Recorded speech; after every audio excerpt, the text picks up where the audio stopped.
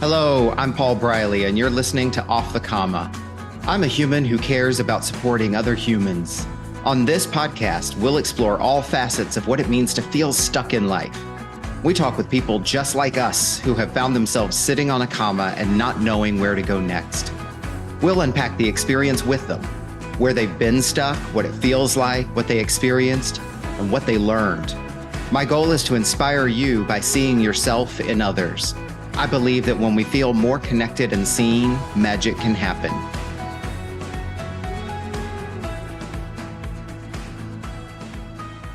And we're back for another episode of Off the Comma. And I'm just loving this experience and how it's unfolding. And I can't believe we're now at 30 plus episodes and growing. And I've got so many really exciting, every guest is so exciting. I say exciting every week, but I've got new guests lined up that I'm scheduling and recording. And I'm getting really excited about just how this grows and each new person who shows up and adds their story to the mix. And this week is also equally exciting because I have another kind of new friend, new acquaintance that we're going to be talking to this week. So we're going to be talking to Jamie Lee. She's someone who has just come into my life and my circle in the past year, and I'm getting to know. So today is going to be a great opportunity for me to get to know her a little bit more than I had before. And she and I will have I will have the privilege, I should say, of being able to spend more time with her off the microphone because she's also a neighbor. So I'm looking forward to hearing her story. So with that, I'm going to hand it over to Jamie. Jamie, welcome. And tell us who you are and tell us how you'd like to be known.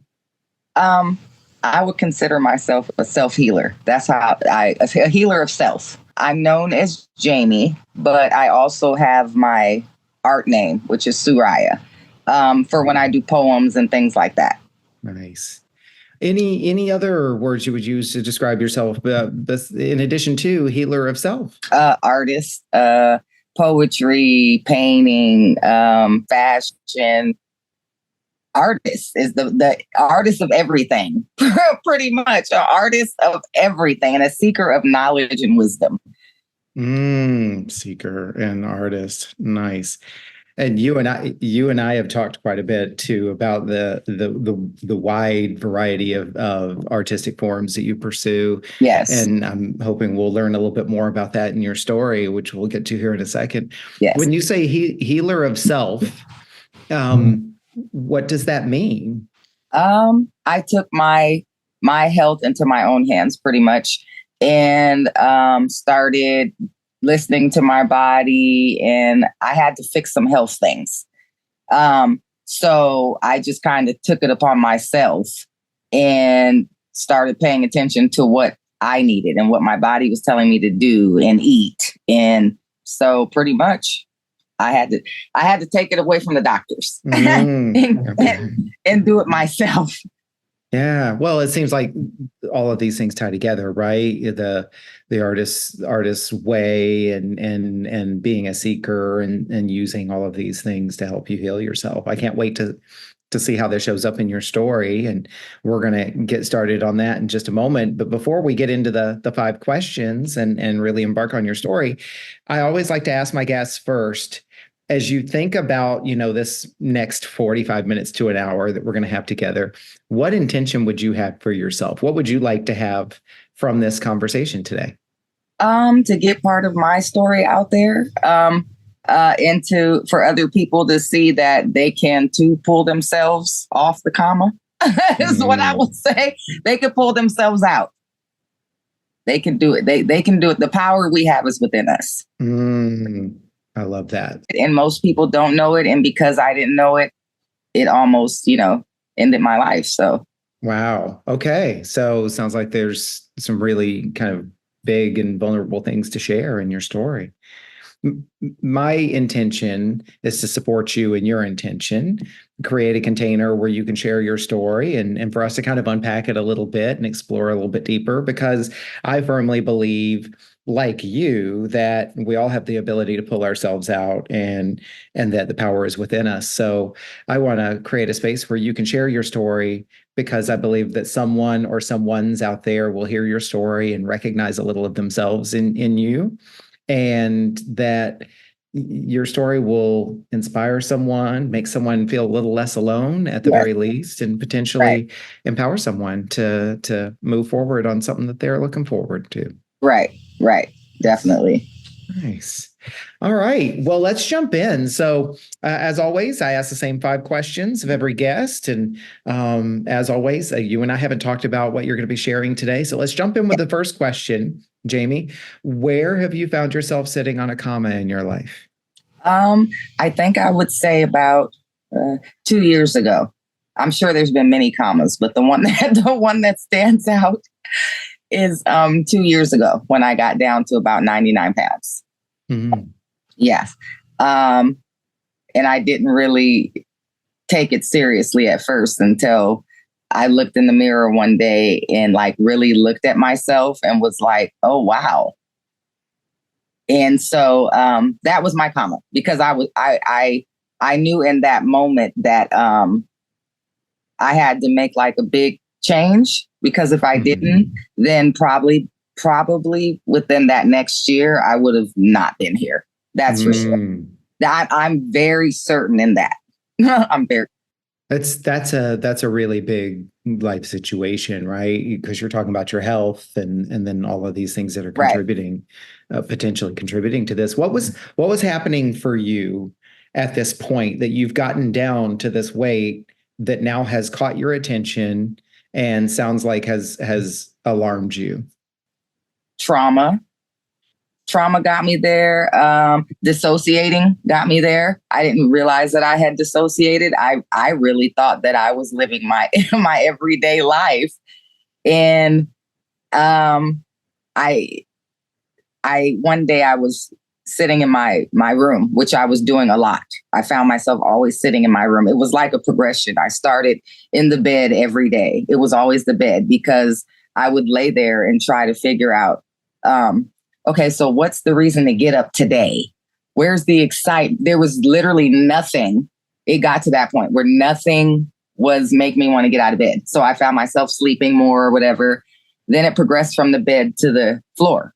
I was sitting on my bedroom floor for months, every day. That's what I did. Mm-hmm. And one day I was sitting there and I don't know what happened. I call it an awakening because that's the only way I can describe it. But it felt like somebody switched on a light for me.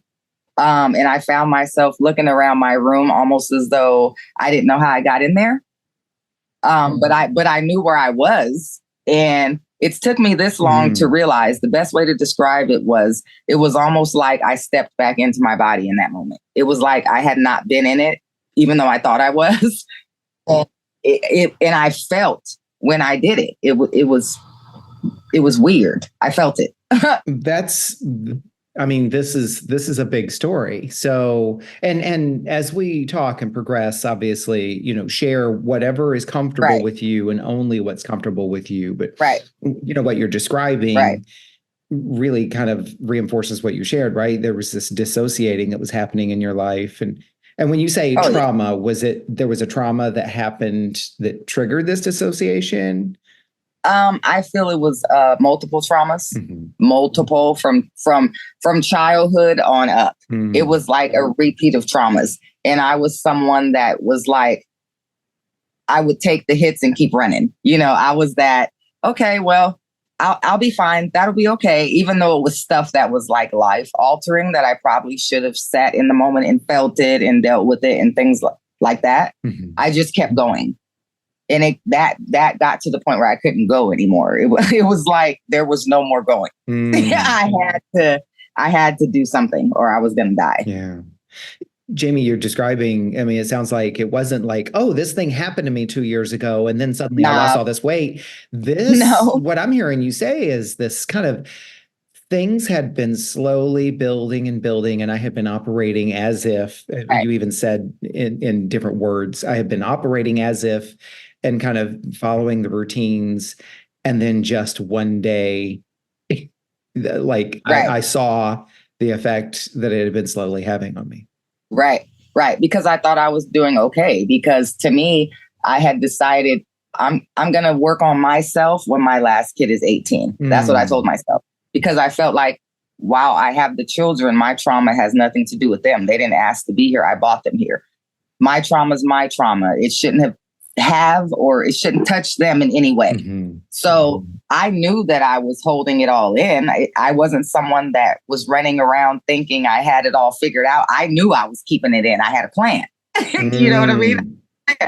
I was going to fix it and get it taken care of when she was 18. I made it to 17. Wow. Wow, that's something, right? I mean, I'm not a trauma specialist. I don't have any experience or background in trauma, so we're not here to diagnose or treat or anything like that. Right. But we are here to Right. give you room to unpack that. So, what I'm also noticing is in what you're sharing is this. Something's happened to me. You know, your experience. Somebody else could take their own experience and kind of insert it here. Something really significant has happened in your life. And what you've described is over this period of time, you've been postponing it with a plan to do something about it, to help yourself, whatever the words are later. And you felt you didn't fall. The plan fell short by 1 year. Right. By 1 year and caught your attention. Yeah. So what was that like at that time? We'll move into the second question here shortly, but I want to kind of just continue to unpack a little bit further. This kind of point in time, you're looking in the mirror, it's caught your attention. It's now put you, well, let me ask it a question here, because you said, and then I was dissociating. It sounds like you had been dissociating for some time and you might have gone deeper into the dissociation. That's what I've been trying to figure out was how long was I asleep?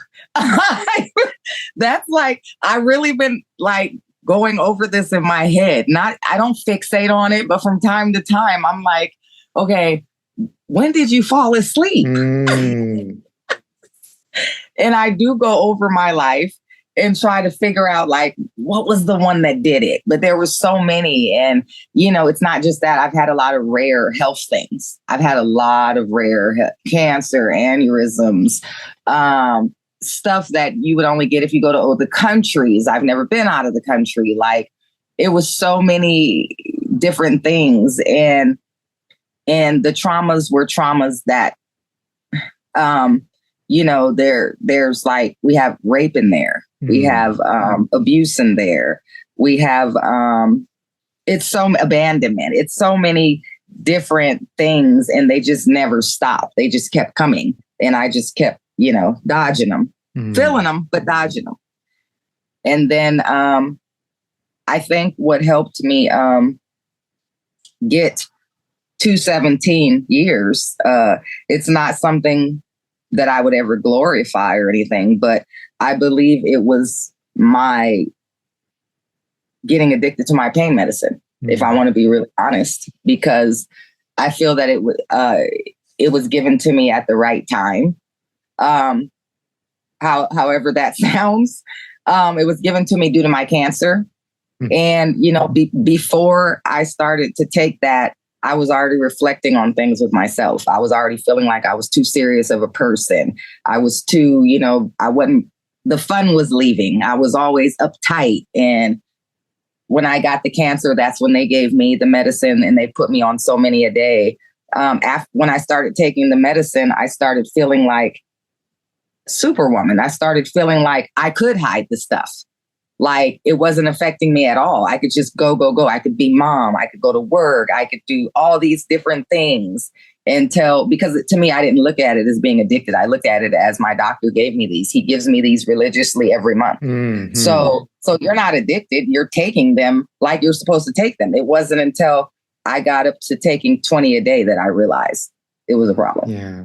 Can I jump in for a moment? And I just really, really feel compelled to acknowledge you because these things, that you've shared with us very shortly, these are big things. I mean, that's no light weight to carry. No wonder you felt better, and no wonder you took advantage of that, used that as you were told you were supposed to. But definitely want to acknowledge you for all that you've carried.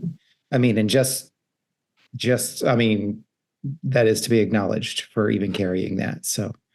So now here you are. And where does the use of the medication fit in relationship to the losing the 99 pounds? Are we in a close proximity to each other, or losing down to 99? I'm sorry. Right. Well, sometimes I do know that, if I'm correct, sometimes taking that large amount of it can affect your weight and eating. But was that completely it? No. I feel that I've had an eating issue since I was a kid, me, honestly, because I'm the type of person where I could be starving and you can make me a whole bunch of food.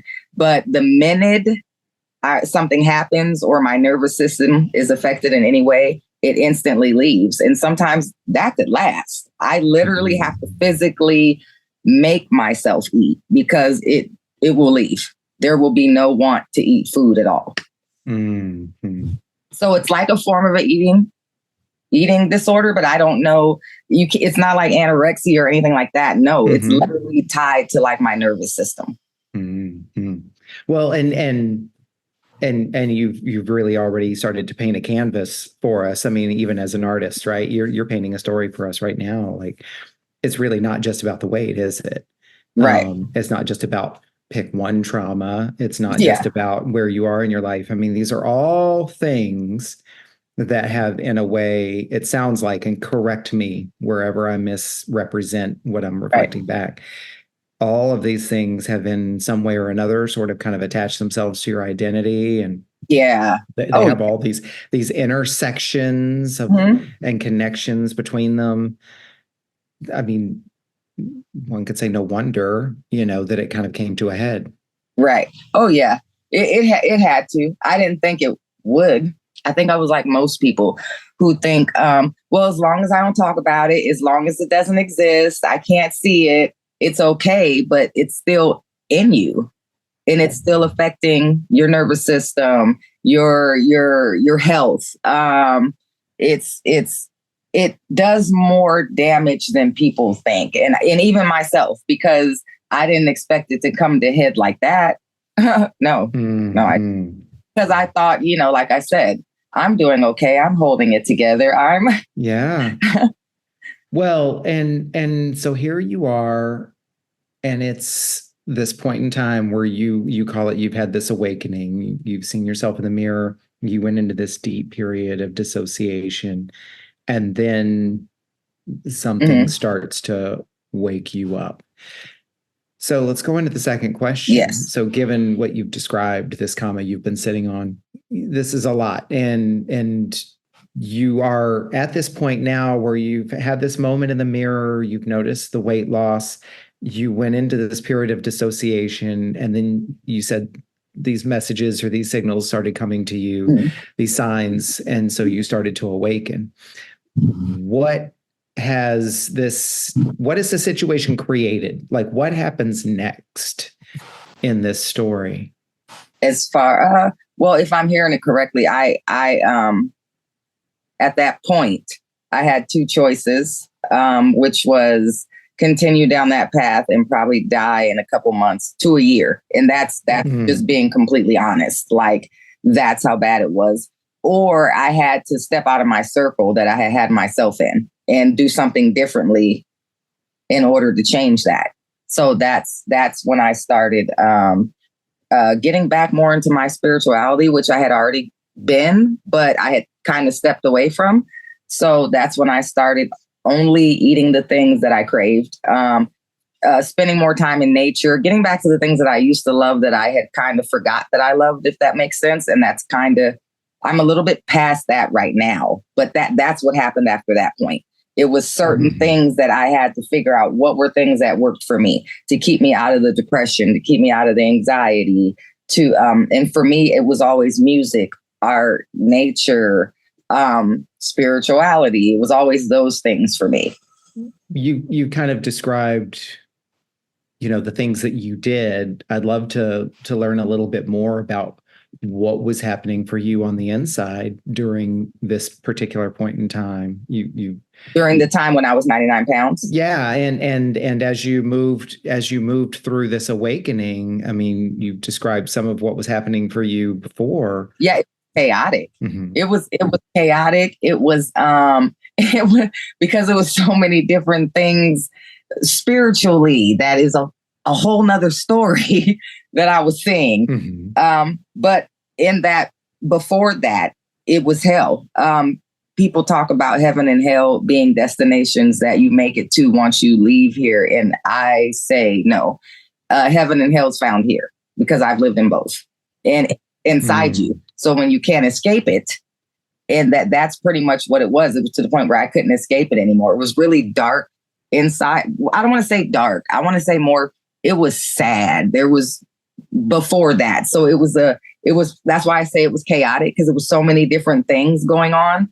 Like that sadness and not wanting to be here, and the depression was fighting against whatever this new creation was, and that was a very tough battle that I literally probably just got out of when I met you, literally, because it was like I was stuck in two bodies. It was like there was this shell, which was my body. And then there was this person stuck inside that shell. And the person inside wanted to get out. They wanted to go do art. They wanted to go to poetry spots. But my body was still stuck in what it was before the awakening.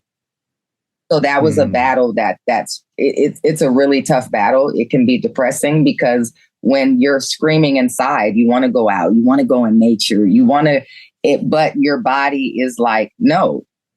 That it's not as simple as people would think it would be. Yeah. Well, so little in life is simple, right? And yet even just the way you try to describe the situation, I think in and of itself is really descriptive, right? Like, it's just not even easy to explain, is it? It's not. Or to put into words. And yet, it's not. Yet what I do see in what you're sharing, it seems, is that there was definitely a part of you that was ready to break out of what it had been. Oh, yeah. And yet there was this other part of you that was very trained, programmed, entrenched in maintaining the way it was. And suddenly there's a conflict. Can we come back to this point of awakening for a moment? And yes, I don't want to naively say, oh, okay, what was the thing? Because it's never that simple. But for you, how did you know you were awakening? Literally in that moment. And like I said, I can describe it all day, but I still don't feel I'll ever give it justice to what happened when I feel like I stepped back into my body. It was a completely different person. It was a completely different. I ate differently. Like for example, I craved edamame for days. I just ate edamame, and I sat there one day and I was like, "You haven't had any protein. What you need to get your protein." So I'm freaking out. Something tells me to Google edamame. So I Google edamame, and it has like one of the highest proteins in it. So it was like everything that I was craving, I would go look it up, and I promise you it was everything that I needed. Even with simple things like an ingrown toenail, I was listening to spirit. I was listening to my intuition. I would meditate. So I would wake up with answers to things. Like when I had a tooth infection, didn't know what I was going to do. And I woke up, had the answer, literally went in my kitchen, made it, and cleared my own. That's when I knew, like, okay, I'm not tripping. So I literally started running with that. Literally, that's pretty much what I did. I started listening, and I started paying attention to my thoughts, because so many of us, I didn't even realize there are people that are here that don't even know that there's a voice inside of their head that's constantly talking to you. Mine was feeding me negative stuff. I didn't pay attention, didn't realize that voice was in there. But now, once I woke up, Oh, I was very aware of it. Very. And that's when I was able to start doing the work inside, because once you're aware of that voice, now you have some type of control, because you get to decide if that voice is going to keep playing that same negative song or if you're going to switch it. So it's work. It's not easy. I'm not even going to pretend it's easy, which is why I feel most people do avoid that work, because it's 24 hours a day work. You have to monitor your thoughts almost as if you're a correctional officer. Yeah. Well, the journey is not for the faint-hearted, is it? No. And notice what I'm seeing. And of course, you and I are here face to face on Zoom. Right. Our listeners don't get the benefit of being able to see you and your smiling face. But the animation, when you described, I'll call them the dark days. Those are my words, not yours. But when you described the dark days, you know, you were kind of lower in your energy, hard to describe and so forth.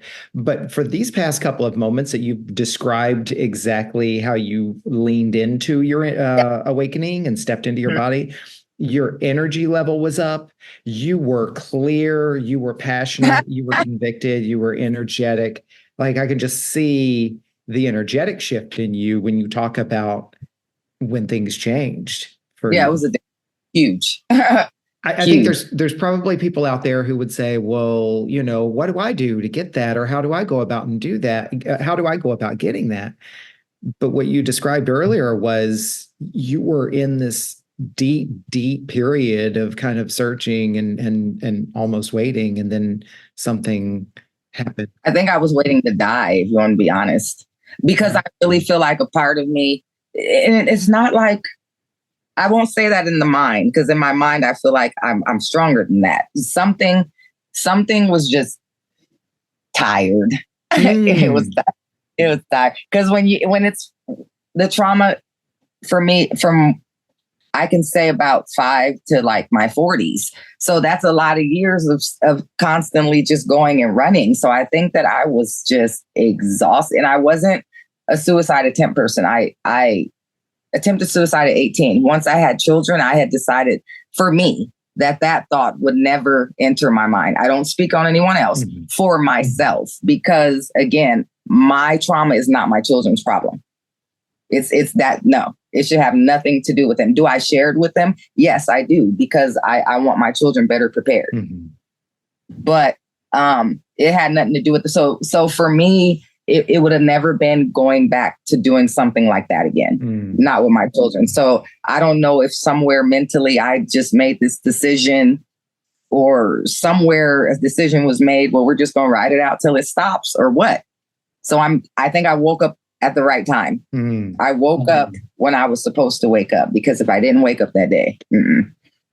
What a powerful journey. What a difficult journey. I think there's a lot of us out here who would say, I don't know if I could make it through.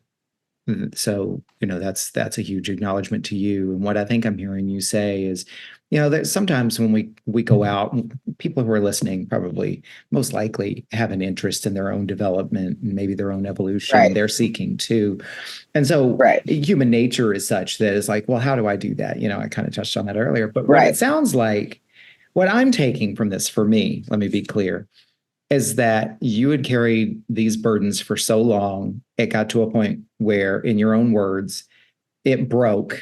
It had to break. Yeah. And then you were faced with the choice of, I can completely let it go on and fully break, or you didn't say this, but it sounds like there was a point of surrender. And once you surrendered, then new things started to flow in. Right. But I had to take the power. I couldn't. I think before that point, I was waiting for someone to save me, kind of thing. And I had to realize that person was me. It was myself. And that's what I would say. That is what I would say for other people. Everybody has it within them. We all do. That's why I don't see myself as a healer of people. I see myself as a healer of self, because to me, a true healer teaches other people that they too can heal themselves. They're not teaching you to come to them like, you know, they're, the Almighty, pretty much. They're showing you that just like they have it, you have it. Showing by example, right? You're kind of a light on the path. right? Yeah, Right. that's really powerful. There are those who teach and show people, and tell people what they're supposed to do. And then there's other people who are like, no, you know what to do, but let me just be an Yeah. example. Right. Right. Jamie, let's go to the third question. When you look at all of this that you've shared with us, such a big story, what did you learn about yourself as a result of this awakening and having sat on this comma? That I'm stronger than I thought, and that the power has always been within me. That's for sure. I'm stronger than I thought, and the power has always been there. I just forgot about it. You're very clear about that. Yeah. Oh yeah. Yeah. I totally forgot. I'm still learning it. But the difference is I know where it's in there now. I know it's there. I know what it's capable of, and I'm still learning. Well, it kind of blends into the fourth question. So let me go ahead and ask the fourth question a little early, and then we'll go back and forth between them, right?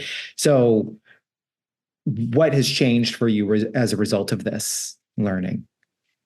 Happier, I think I would say. I'm happier. I would say I live from the inside out now instead of the outside in. Most people feel that the happiness is outside in, and it's not. It starts inside out. So I had to reverse that, and that's how I live now. What does that mean? Can you take that a little bit further for us? So I'm thinking about the person who's sitting in a car listening to these words right now and kind of referencing what's going on in their own lives. What would you say to them that living from the inside out means? I feel that we are the creators of our world. I feel that God is within us, and that we are the creator of our world. So in order, you can't have hell inside, but expect to see heaven outside of yourself. It has to match. You can't have negativity sitting inside, but you're trying to figure out why you're not seeing positive. And it's like I tell my family, it's like going to a restaurant and you're telling the waitress, you want chicken. I want chicken and I want it this way. She walks away, and for 30 minutes, you're sitting there envisioning what your steak is going to look like. You're looking for that steak. And she comes with this chicken and she's like, here you go. And you're like, that's not my steak. And she's telling you, but you asked for chicken. You can't it doesn't work that way. It has to first be planted inside. And then as it is, you're the projector. Your mind is a projector. What your world looks like is the movie screen. So if you want to see it in your world, it has to first start in you. It can't work the other way. That is that's a big thing. And I'm taking notes here, obviously for the podcast, but also for me. That's one of the benefits of doing this work, right? Is like I'm always taking notes.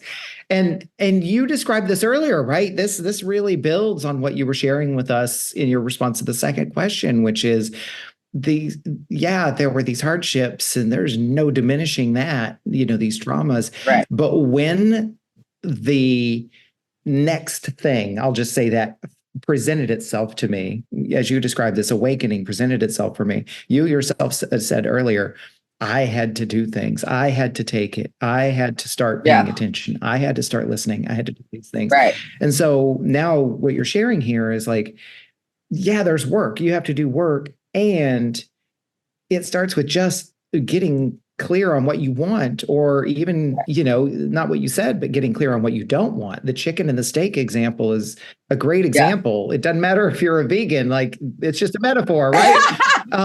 Tofu and yeah, just you can't picture one thing and ask for another and expect the one to change. And that seems to speak to exactly what you've been sharing with us, is that there's work on the inside and work on the outside. Right. But like your inner alignment between your inner world and your outer world. Right. But most people, they do, they feel as long as the outside looks good and pretty, because perception is everything, right? So as long as the outside looks good and pretty, but I'm telling you, I am a living experiment. That's what I call myself. I only teach people what I have done for myself that works.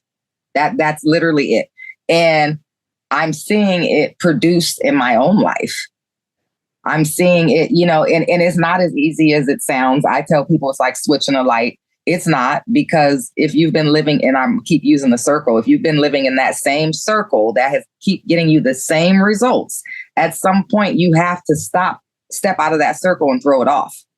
You have something different. I don't care if it's getting up at a different time or something different, so you can throw that circle off. That's what you know, because the circle's not getting you anywhere. You're seeing the same results. It might be different stories, different people, but the end result is the same. And with that stuff, also, I want to go back to the beginning. With that, once you do have an awakening or whatever, you know, word someone else might want to use, once you do have that, you start to see the trauma that was in your life differently. You don't look at yourself as a victim. While you're in it, you carry it as your armor. I did that. I walked around, and I don't feel I did it because of anything other than I wanted people to know, hey, I've been through this and I can help you too, type thing. Before I was a victim. I did see myself as a victim, yes. But then I started doing the work and looking into those other people's backgrounds and how those other people were raised. And I started doing research, literally, because this was a life or death thing for me. I didn't have a choice. And once I did that, I don't regret any of my trauma. I don't regret any of it. It's tools for me. It gives me more people to reach, more people to help, more people to identify with. If you know, an alcoholic is not going to want to get alcohol advice from someone that has never touched a drink a day in their life. I would not. I would not. I don't care about the books you've read. For me, I want someone that has walked in my shoes. So you know the symptoms, you know what I'm going through, you know the thoughts I might be having. So for me, that's a light. That's tools. It's more people I can talk to. Yeah. Oh my gosh. So much stuff in that really resonates for me personally. And alcohol is a good example, but certainly it's not the only one.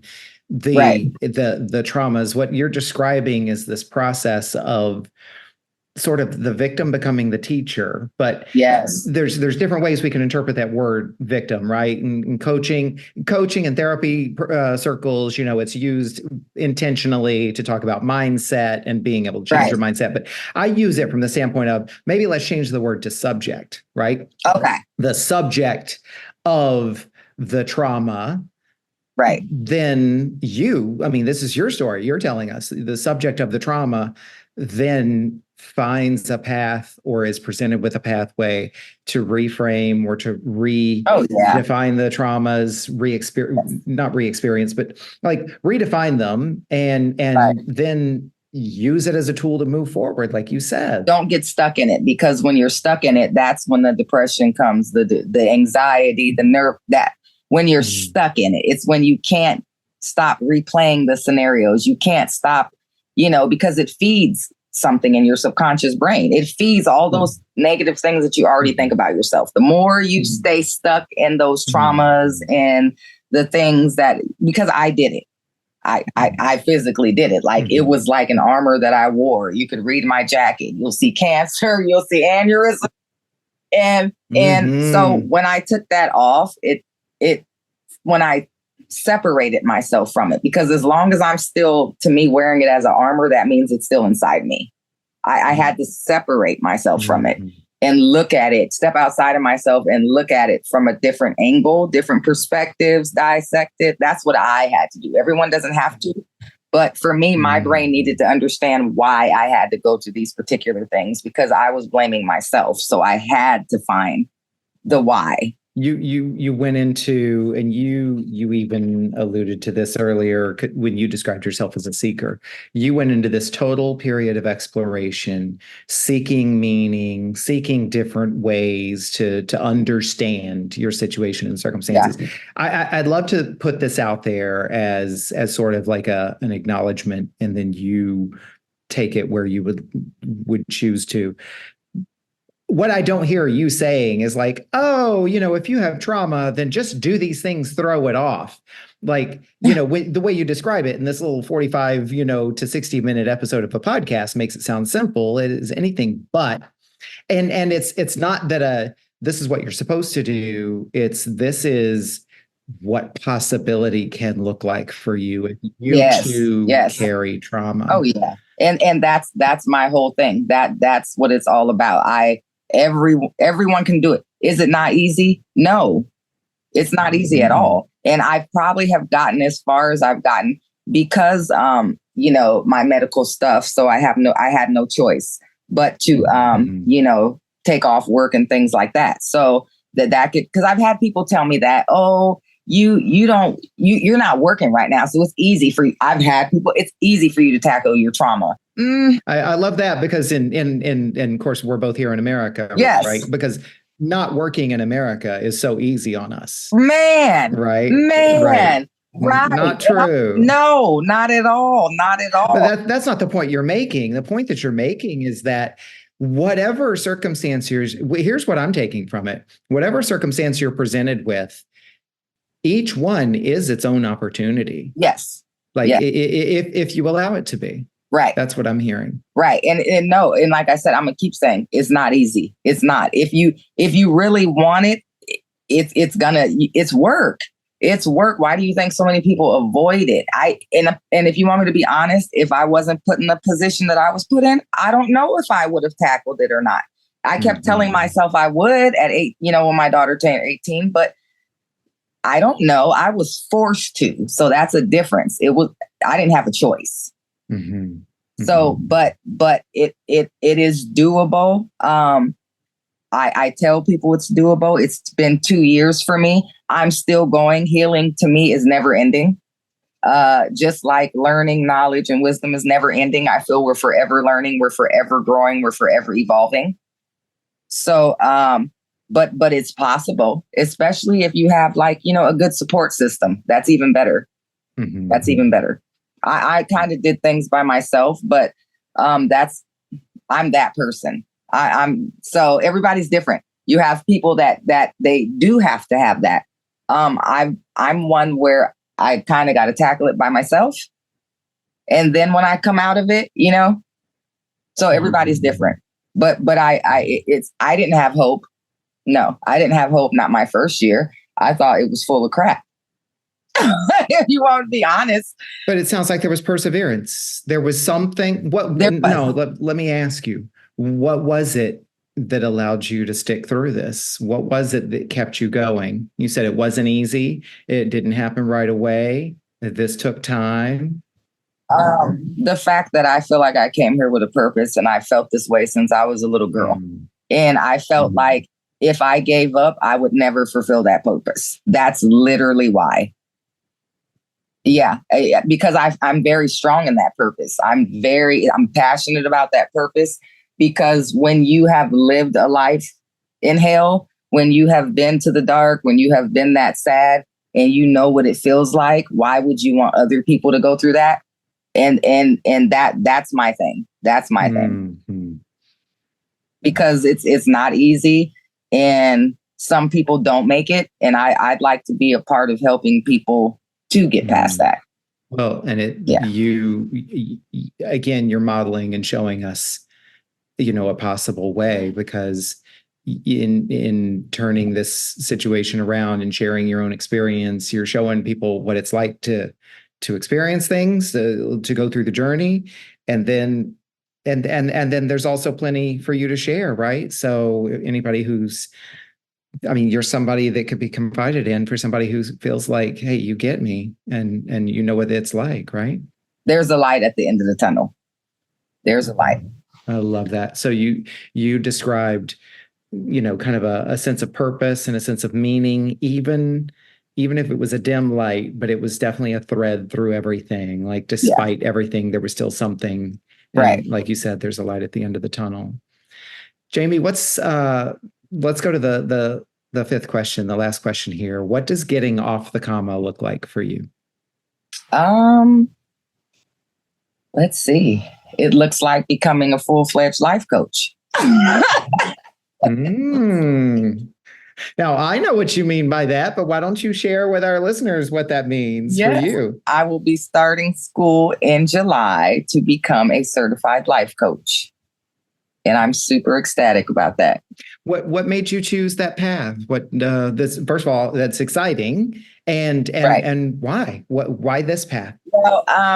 Well, like I said, my husband came home with his flyer and it was your picture on there. And, I was literally, when he bought it, I was in that space where there's the body and the person stuck inside that wants to do things. So I was literally trying to figure that out. And he comes home and he gives this to me and he's like, give it a try. And I was like, I'll see. So talking to you, it was like, I don't know. The timing was, I can't even explain the timing.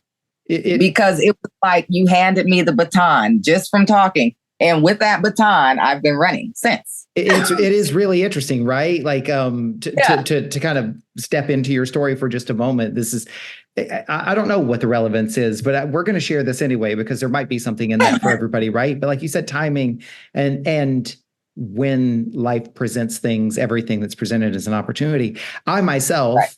I encounter your husband on a fairly regular basis here in our neighborhood. And I remember sharing with him, I think it was the podcast postcard, right? And I was looking for more guests and so on and so forth. And I was like, hey, and oh, by the way, I'm a life coach, because that's what we do, especially if you're self-employed, you're going to be out there like, shaking hands and kissing babies, right? But it's because, I mean it. Like I want to interact with people and help people. But I handed it to him, and I think I was talking to him at the point about, hey, if you ever want to be a guest on the podcast or whatever. And he's like, oh, you're a coach. Right. He's like, my wife wants to be a coach. I'm like, no shit, really? And then knowing that we were neighbors. And so then he handed that off. And then it was just like the whole, oh, have her call me. Right.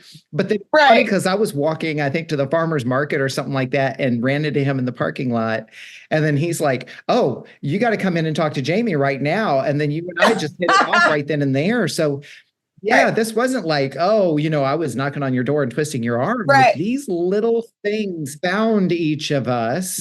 Synchronicities, yes. And that was really stepping out of my comfort zone because, years ago, no, I was like everywhere, talking to everybody, friends everywhere, poetries, everything.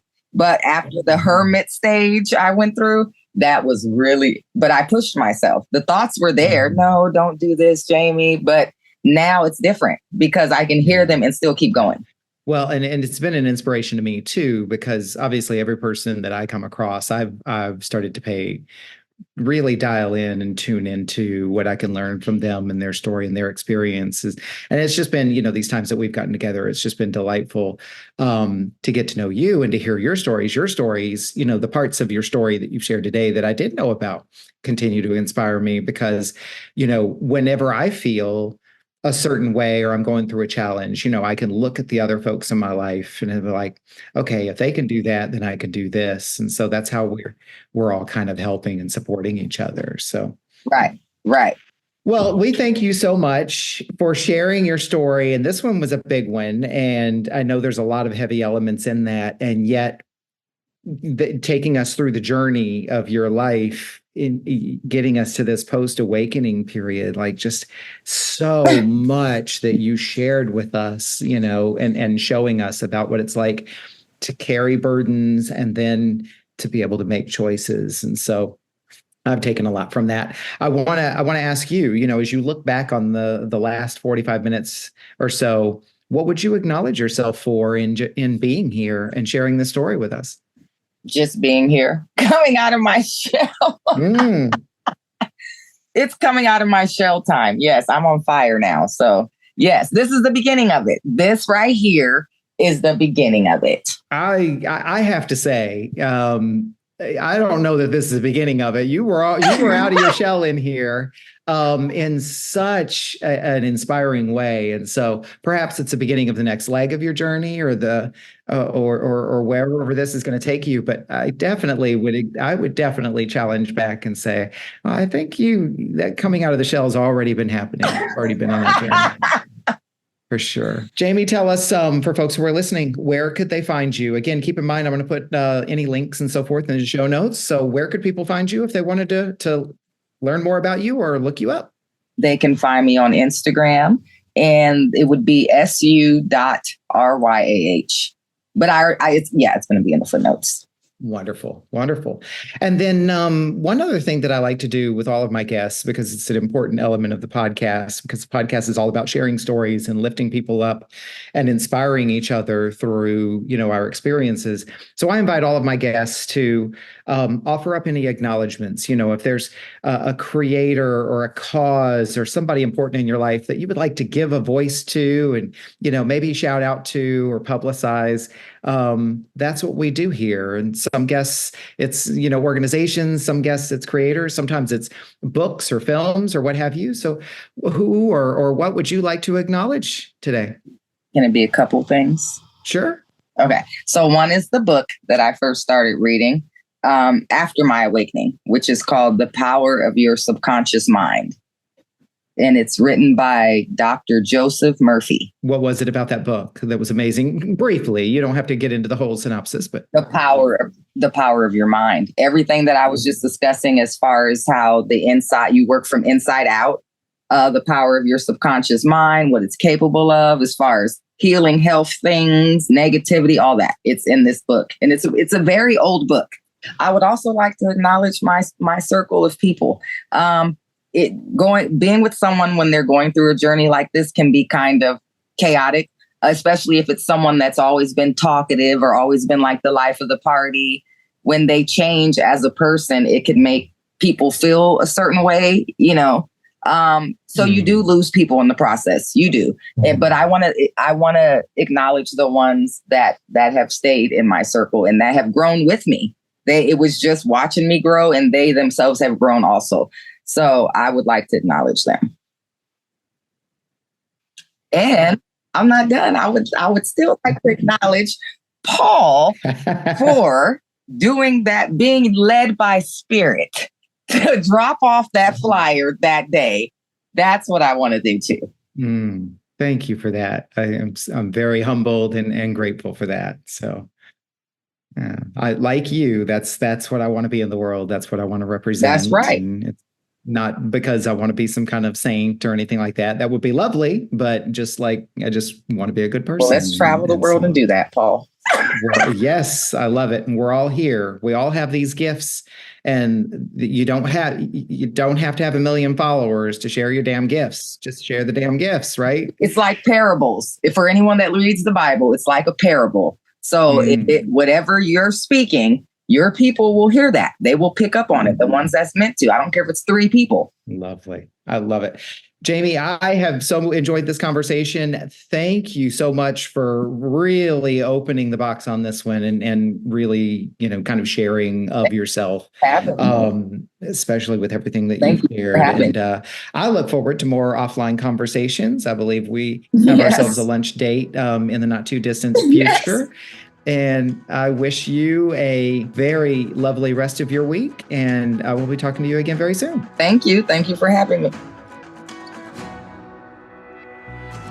What an honor it is to witness these stories from these amazing human beings, and today's guest was no exception. I invite you to think about what you learned from this conversation. What stood out for you? What challenged you? What inspired you? And I encourage you to write it down in some form of journaling and reflection. I can't tell you how magical it can be to set aside your expectations and just let your thoughts flow out of your head and onto paper. You don't have to have an agenda. You don't have to do anything with it, but you can be amazed at what comes out of your thoughts and onto paper and what that can do for you.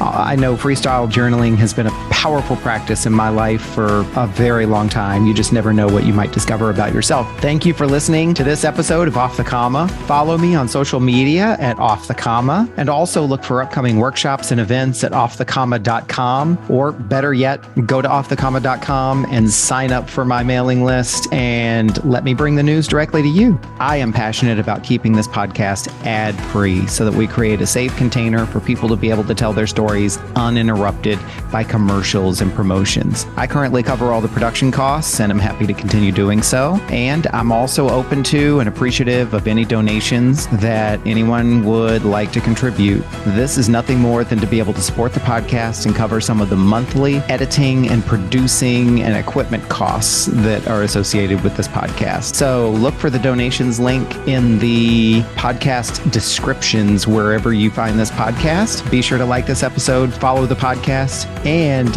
more importantly, spread the good word. If you were moved by today's conversation, pass it along to someone you care about. As always, keep noticing.